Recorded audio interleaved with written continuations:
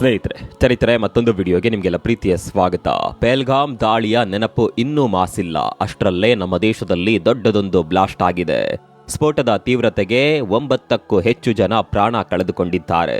Shocking ಸಂಗತಿ ಅಂದ್ರೆ ಈ ಸ್ಫೋಟ ಸಂಭವಿಸಿರೋದು ದೇಶದ ರಾಜಧಾನಿಯಲ್ಲಿ. ಅದು ಕೂಡ ಕೆಂಪುಕೋಟೆಯ ಪಕ್ಕದ ರಸ್ತೆಯಲ್ಲೇ ಸ್ಫೋಟ ಸಂಭವಿಸಿದೆ. ಹೌದು, ಕೆಂಪುಕೋಟೆಯ ಪಕ್ಕದಲ್ಲೇ ನಡೆದಿರುವ ಕಾರ್ ಬಾಂಬ್ ಸ್ಫೋಟ ಈಗ ಇಡೀ ದೇಶವನ್ನೇ ಬೆಚ್ಚಿ ಬೀಳಿಸಿದೆ. ಸ್ಫೋಟದ ತೀವ್ರತೆಗೆ 22 ಕಾರುಗಳು ಸುಟ್ಟು ಕರಕಲಾಗಿವೆ. ಕಾರುಗಳ ಮೇಲೆ ಮೃತದೇಹಗಳು ಚೆಲ್ಲಾಪಿಲ್ಲಿಯಾಗಿ ಬಿದ್ದಿದ್ದವು. ಸೋಮವಾರ ಸಂಜೆ ಆಗ್ತಾ ಇದ್ದಂತೆ ನಡೆದ ಈ ಘಟನೆ ದೇಶದ ಜನರ ಹೃದಯ ಒಡೆದು ಹೋಗುವಂತೆ ಮಾಡಿದೆ. ಫರೀದಾಬಾದ್ನಲ್ಲಿ ಬರೋಬ್ಬರಿ 350 ಕೆಜಿ ಸ್ಫೋಟಕಗಳನ್ನು ವಶಪಡಿಸಿಕೊಂಡ ಕೆಲವು ಗಂಟೆಗಳಲ್ಲಿ ಇಂಥದ್ದೊಂದು ಘಟನೆ ಸಂಭವಿಸಿದೆ. ಅಲ್ಲಿಗೆ ಫರೀದಾಬಾದ್ನ ಸ್ಫೋಟಕಗಳ ಕತೆಗೂ ದೆಹಲಿಯ ಸ್ಫೋಟಕ್ಕೂ ಲಿಂಕ್ ಇದೆಯಾ ಅನ್ನುವ ಮಾತುಗಳು ಕೇಳಿಬರ್ತಾ ಇದೆ. ದೆಹಲಿಯಲ್ಲಿ ನಡೆದ ಈ ಸ್ಫೋಟ ಹಲವು ಪ್ರಶ್ನೆಗಳನ್ನು ಹುಟ್ಟುಹಾಕಿದೆ. ಪಹಲ್ಗಾಮ್ ದಾಳಿಯ ಬಳಿಕ ನಮ್ಮ ದೇಶದಲ್ಲಿ ಮತ್ತೊಂದು ಉಗ್ರ ಕೃತ್ಯ ನಡೆದು ಹೋಯ್ತಾ ಅನ್ನುವ ಚರ್ಚೆಗಳು ದೊಡ್ಡ ಮಟ್ಟದಲ್ಲಿ ನಡೀತಾ ಇದೆ. ಪಹಲ್ಗಾಮ್ನಲ್ಲಿ ಅಮಾಯಕರನ್ನ ಬಲಿ ತೆಗೆದುಕೊಂಡ ಪಾಪಿ ಉಗ್ರರು ಇಲ್ಲೂ ಕೂಡ ಅಮಾಯಕರ ಸಾವಿಗೆ ಕಾರಣವಾದ್ರ ಅನ್ನುವ ಬಗ್ಗೆ ಚರ್ಚೆಗಳು ಶುರುವಾಗಿದೆ. ಅಂದಹಾಗೆ ಕಾರ್ ಬ್ಲಾಸ್ಟ್ ಆಗುವಾಗ ಅದರೊಳಗೆ ಜನ ಕೂಡ ಇದ್ರು. ಹೀಗಾಗಿ ಇದೊಂದು ಆತ್ಮಾಹುತಿ ದಾಳಿ ಅಂತಾನು ಸುದ್ದಿ ಮಾಧ್ಯಮಗಳು ವರದಿ ಮಾಡ್ತಾ ಇವೆ. ಇನ್ನು ಕೆಲವು ಮಾಹಿತಿಗಳ ಪ್ರಕಾರ ಇದು CNG ಬ್ಲಾಸ್ಟ್ನಿಂದ ಆದ ಸ್ಫೋಟ ಇರಬಹುದು ಅನ್ನುವ ವಾದ ಆರಂಭಿಕ ಹಂತದಲ್ಲಿತ್ತು. ಆದರೆ ತನಿಖೆಯಲ್ಲಿ ಹೊರಬರ್ತಿರುವ ಮಾಹಿತಿಗಳ ಪ್ರಕಾರ ಇದೊಂದು ಬಹುತೇಕವಾಗಿ ಉಗ್ರ ದಾಳಿ ಅನ್ನೋದು ಕನ್ಫರ್ಮ್ ಆಗಿದೆ. ಇಂಥದ್ದೊಂದು ಘಟನೆ ಆಗ್ತಾ ಇದ್ದಂತೆ NIA ಫೀಲ್ಡ್ಗಿಳಿದು ಬಿಟ್ಟಿದೆ. ಇಡೀ ದೇಶದಾದ್ಯಂತ ಹೈ ಅಲರ್ಟ್ ಘೋಷಣೆ ಮಾಡಲಾಗಿದೆ. ನಮ್ಮ ರಾಜಧಾನಿ ಬೆಂಗಳೂರಿನಲ್ಲಿ ಕೂಡ ಹೈ ಅಲರ್ಟ್ ಘೋಷಣೆ ಮಾಡಲಾಗಿದೆ. ಅಷ್ಟಕ್ಕೂ ಸೋಮವಾರ ಸಂಜೆ ಕೆಂಪು ಕೋಟೆ ಬಳಿ ನಡೆದಿದ್ದೇನು? ನಿಜಕ್ಕೂ ಇದೊಂದು ಆತ್ಮಾಹುತಿ ದಾಳಿಯ? ಈ ದಾಳಿಯನ್ನ ಯಾವ ರೀತಿ ಪ್ಲಾನ್ ಮಾಡಿ ಮಾಡಲಾಗಿತ್ತು? ಫರೀದಾಬಾದ್ನಲ್ಲಿ ನಡೆದ ಘಟನೆಗೂ ಇದಕ್ಕೂ ಏನ್ ಸಂಬಂಧ? ಎಲ್ಲವನ್ನ ಡೀಟೇಲ್ ಆಗಿ ತೋರಿಸ್ತೀವಿ ನೋಡಿ.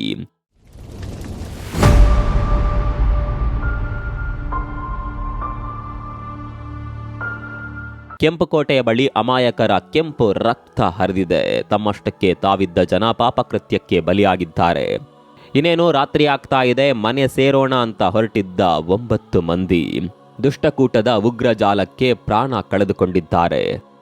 ನೋಡುತ್ತಿದ್ದಂತೆ ಲಾಲ್ ಕಿಲಾದ ಸುಂದರ ಸಂಜೆ ನರಕವಾಗಿ ಬಿಟ್ಟಿತ್ತು. ಪ್ರತ್ಯಕ್ಷದರ್ಶಿಯೊಬ್ಬರು ಹೇಳುವ ಪ್ರಕಾರ ಸ್ಫೋಟದ ತೀವ್ರತೆ ಎಷ್ಟಿತ್ತು ಅಂದ್ರೆ ಭೂಮಿಯೇ ಸ್ಫೋಟಿಸಿದ ಅನುಭವವಾಗಿತ್ತಂತೆ. ಅಲ್ಲಿಗೆ ಒಂದು ವಿಚಾರ ಕ್ಲಿಯರ್ ಆಗುತ್ತೆ. CNG ಸ್ಫೋಟ ಆಗಿದ್ದಿದ್ರೆ ಇಷ್ಟೊಂದು ದೊಡ್ಡ ಮಟ್ಟದ ಸ್ಫೋಟ ಆಗೋದಕ್ಕೆ ಚಾನ್ಸೇ ಇಲ್ಲ. ಹೀಗಾಗಿ ಉಗ್ರರ ಕೈವಾಡ ಇದೆ ಅನ್ನೋದು ಸದ್ಯಕ್ಕೆ ನಡೆಯುತ್ತಿರುವ ಚರ್ಚೆ.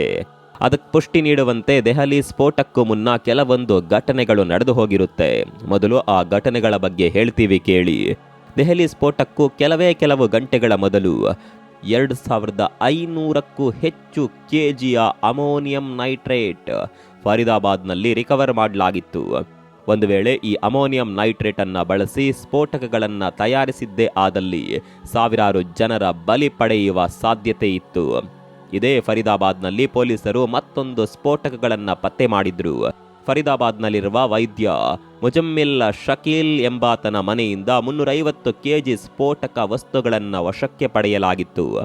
ಅಮೋನಿಯಂ ನೈಟ್ರೇಟ್ ಎಂದು ಶಂಕಿಸಲಾದ 350 ಕೆಜಿ ಸ್ಫೋಟಕ ವಸ್ತು, 20 ಟೈಮರ್ಗಳು ಮತ್ತು ಇತರೆ ಅನುಮಾನಾಸ್ಪದ ವಸ್ತುಗಳು ಕೂಡ ಅಲ್ಲಿ ಸಿಕ್ಕಿದ್ದವು. ಇದಕ್ಕೂ ಮುನ್ನ ಗುಜರಾತ್ ಭಯೋತ್ಪಾದಕ ನಿಗ್ರಹ ದಳ ವಿಷ ಡಾಕ್ಟರ್ ಅನ್ನ ಬೇಟೆಯಾಡಿತ್ತು. ಚೀನಾದಲ್ಲಿ MBBS ಪದವಿ ಪಡೆದಿದ್ದ ಡಾಕ್ಟರ್ ಅಹಮದ್ ಮೊಹಿಯುದ್ದೀನ್ ಸೈಯದ್ ಹರಳೆಣ್ಣೆ ಬೀಜಗಳಿಂದ ರಿಸಿನ್ ಎಂಬ ಮಾರಣಾಂತಿಕ ವಿಷವನ್ನ ದೀರ್ಘಕಾಲದಿಂದ ತಯಾರಿಸುತ್ತಿದ್ದ. ಈ ವಿಷ ಅದೆಷ್ಟು ಕಾರ್ಕೋಟಕ ಅಂದ್ರೆ ಇದಕ್ಕೆ ಯಾವುದೇ ರುಚಿ ಅಥವಾ ವಾಸನೆ ಇರೋದಿಲ್ಲ. ಆದ್ದರಿಂದ ಇದನ್ನ ಆಹಾರ ಅಥವಾ ನೀರಿನಲ್ಲಿ ಬೆರೆಸಿದ್ರು ಪತ್ತೆ ಹಚ್ಚೋದು ಭಾರಿ ಕಷ್ಟ ಅನ್ನೋದಕ್ಕಿಂತ ಪತ್ತೆ ಹಚ್ಚೋದಕ್ಕೆ ಸಾಧ್ಯವೇ ಇಲ್ಲ. ದಿಲ್ಲಿ, ಅಹಮದಾಬಾದ್ ಮತ್ತು ಲಕ್ನೋ ನಗರಗಳಲ್ಲಿನ ನೀರು ಸರಬರಾಜು ವ್ಯವಸ್ಥೆ ಮತ್ತು ದೇವಸ್ಥಾನಗಳಲ್ಲಿ ವಿತರಿಸುವ ಪ್ರಸಾದದಲ್ಲಿ ಇದೇ ವಿಷವನ್ನ ಬೆರೆಸಿ ಸಾಮೂಹಿಕ ಹತ್ಯೆ ನಡೆಸೋದಕ್ಕೆ ಈತ ಮಾಸ್ಟರ್ ಪ್ಲಾನ್ ರೂಪಿಸಿದ್ದ. ಹೀಗೆ ಇಂತಹ ಘಟನೆಗಳು ನಡೆದ ಕೆಲವು ಗಂಟೆಗಳಲ್ಲಿ ದೆಹಲಿಯಲ್ಲಿ ಸ್ಫೋಟ ಸಂಭವಿಸಿದೆ. ದೆಹಲಿಯ ಕೆಂಪು ಕೋಟೆಯ ಬಳಿ ಇರುವ ಮೆಟ್ರೋ ಸ್ಟೇಷನ್ ಗೇಟ್ ಬಳಿ ಟ್ರಾಫಿಕ್ ಸಿಗ್ನಲ್ನಲ್ಲಿ ಕಾರೊಂದು ಇದ್ದಕ್ಕಿದ್ದ ಹಾಗೆ ಸ್ಫೋಟಗೊಂಡಿದೆ. ಈ ಕಾರು ಸ್ಫೋಟವಾದಾಗ ಕಾರ್ನಲ್ಲಿ ಕೂಡ ಜನ ಇದ್ರು ಅಂತ ಹೇಳಲಾಗ್ತಾ ಇದೆ. ಅಂದ್ರೆ ಇದೊಂದು ಆತ್ಮಾಹುತಿ ದಾಳಿಯಾಗಿರಬಹುದು ಅನ್ನುವ ಶಂಕೆ ಇದೆ. ಕಾರೊಳಗಿದ್ದ ಜನ ಸೇರಿ ಒಟ್ಟು 9 ಮಂದಿ ಮೃತಪಟ್ಟಿದ್ದಾರೆ. ಸ್ಫೋಟದ ತೀವ್ರತೆ ಎಷ್ಟಿತ್ತು ಅಂದ್ರೆ ಸುತ್ತಮುತ್ತ ಇದ್ದ 20ಕ್ಕೂ ಹೆಚ್ಚು ಕಾರುಗಳು ಸುಟ್ಟು ಕರಕಲಾಗಿವೆ, ಬೈಕ್ಗಳು ಚೆಲ್ಲಾಪಿಲ್ಲಿಯಾಗಿವೆ.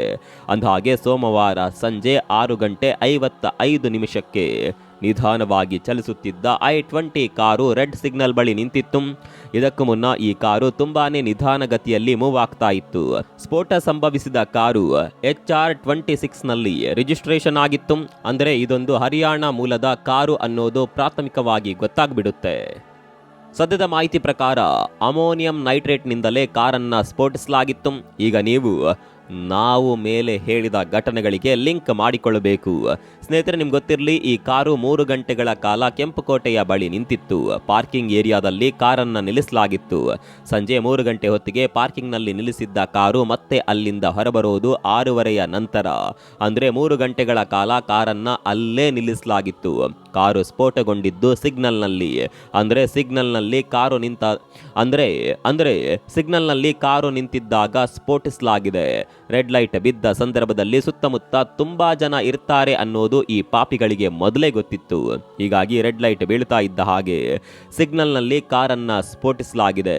ಇನ್ನು ಪೊಲೀಸರು ಕಾರಿನ ಜಾಡು ಹಿಡಿದು ಹೊರಟಿದ್ದಾರೆ. ಸ್ಫೋಟಗೊಂಡ HR26 CE 7674 ನೋಂದಣಿಯ i20 ಕಾರು ಮೊಹಮ್ಮದ್ ಸಲ್ಮಾನ್ ಎಂಬುವವರ ಹೆಸರಿನಲ್ಲಿ ಹರಿಯಾಣದಲ್ಲಿ ನೋಂದಣಿಯಾಗಿತ್ತು.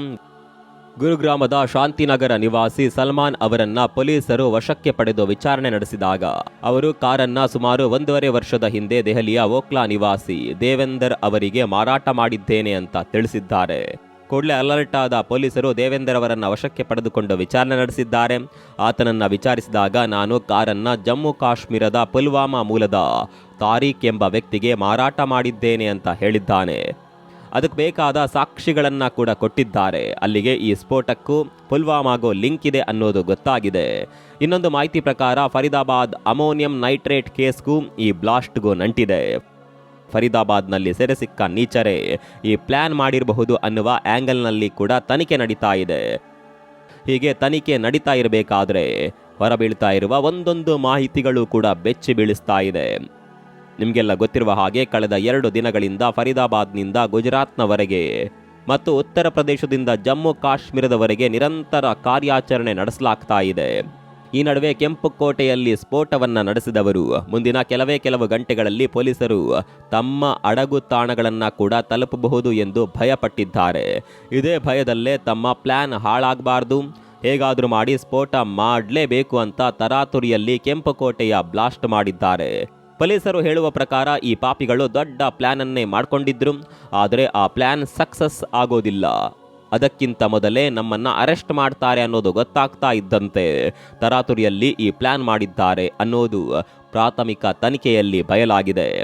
NIA ಈಗ ಫೀಲ್ಡ್ಗೆ ಇಳಿದು ಬಿಟ್ಟಿದೆ. ಉಗ್ರರ ಜಾಡು ಹಿಡಿದು ಹೊರಟಿದೆ. ಇನ್ನಷ್ಟೇ ಇವರ ಪ್ಲಾನ್ನ ಸಂಪೂರ್ಣ ಮಾಹಿತಿಗಳು ರಿವೀಲ್ ಆಗಬೇಕಾಗಿದೆ.